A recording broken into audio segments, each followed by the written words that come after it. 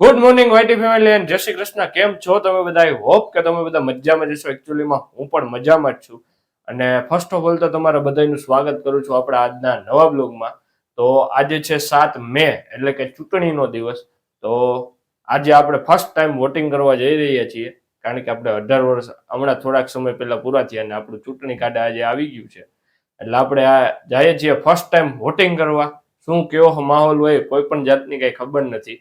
અને આ વખતે એમ કહે છે કે માહોલ જબરજસ્ત છે ચૂંટણીનો. તો બન્યા રહ્યો બ્લોગમાં. આજે આપણે તમને ન્યાનો પણ માહોલ બતાવું કે કેવો ચૂંટણી બૂથ ઉપર માહોલ છે. તો બન્યા રહ્યો બ્લોગમાં.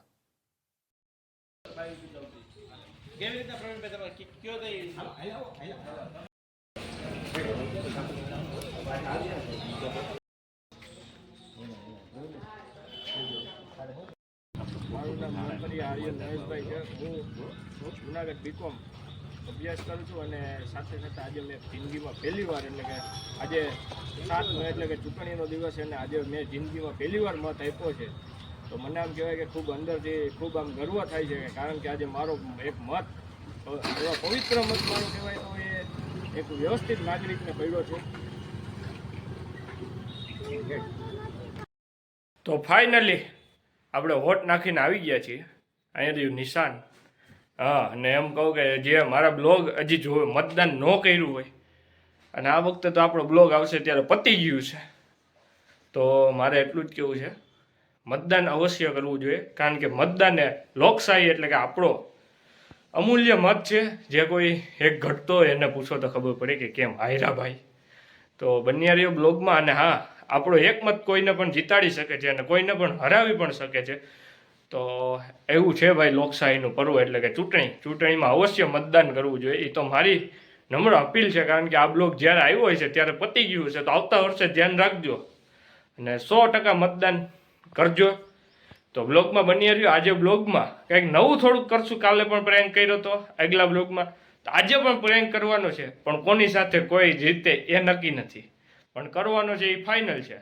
તો બન્યા રહ્યો બ્લોગમાં. તમને બધાને એક વાત કહેવાની તો રહી જ ગઈ કે હું ન્યૂઝમાં આવી ગયો. અરે કાંઈ નહીં, હું મતદાન કરવા ગયો તો ત્યાં એક ન્યૂઝ રિપોર્ટર ભાઈ ઊભા હતા અને એમ કીધું કે તમારું ઇન્ટરવ્યૂ લેવું હોય કે તમે મતદાન કર્યું હતું, કેવી રીતે શું હતું, કેવો એક્સપિરિયન્સ થયો. તો આપણે કાંઈ નહીં, આપણે તો બે જીજક તમારી સમક્ષ બોલીએ એમ એની સમક્ષ બોલી ગયા. મોબાઈલ તો જ હતો, કેમેરો હતો, બીજું તો કાંઈ હતું નહીં. તમારી સમક્ષ બોલી ગયા, જેમ બોલીએ છીએ એમ બોલી ગયા.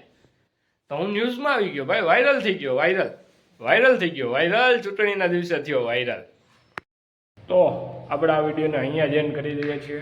આ વિડીયો એમ કહેવાય કે માપે છે, બહુ લાંબો નથી ને બહુ ટૂંકોય નથી, એટલે કે માની લો કે 3-4 મિનિટ જેટલો હશે. તો આવું નવા જ બ્લોગ જોવા માટે આપણી ચેનલને સબસ્ક્રાઈબ કરો અને બન્યા રહ્યો બ્લોગ જોવા માટે આપણી સાથે જ.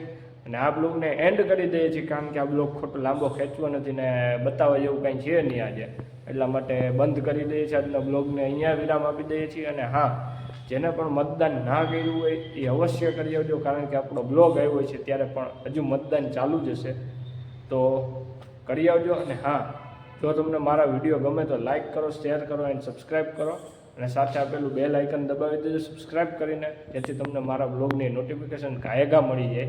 અને બીજી વાત તો કે મળીશું કોઈ નવા બ્લોગ સાથે. ત્યાં લગન મને આપો રજા. Good bye and take care. મળીશું કોઈ નવા બ્લોગ સાથે. ત્યાં લગન મને રજા આપો.